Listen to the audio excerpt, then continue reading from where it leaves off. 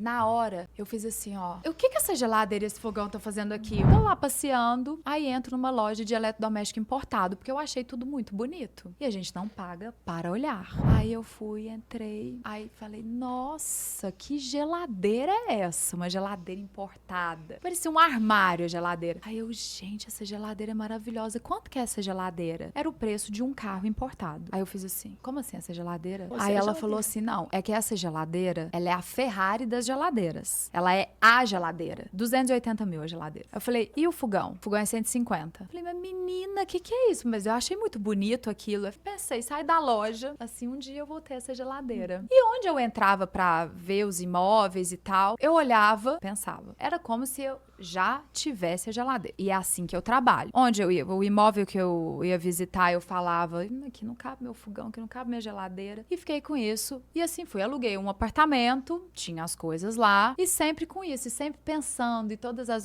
várias vezes que eu ia na cozinha, eu imaginava minha geladeira. E vivia assim, como se aquilo já fizesse parte da minha vida. Então, o que eu entendo? Que o meu cérebro, a minha energia, enviou essa informação pro universo. O universo não entende tempo. Então, se eu vivo como se aquilo existisse, aquilo existe. Eu não sei quando vem, mas aquilo existe. A vida seguiu. Um belo dia, resolvi mudar pra uma casa. Fui olhar as casas. Entrei em uma, entrei em 10, entrei em 12 casas diferentes. Cheguei em uma casa que precisava de uma reforma. Ela tava quase que abandonada, assim. A casa não tinha móvel nenhum, então eu teria que entrar com tudo. Quando eu entro na cozinha, eu tava com a corretora, está a geladeira e o fogão. Tinha a casa... Ai, fantástico!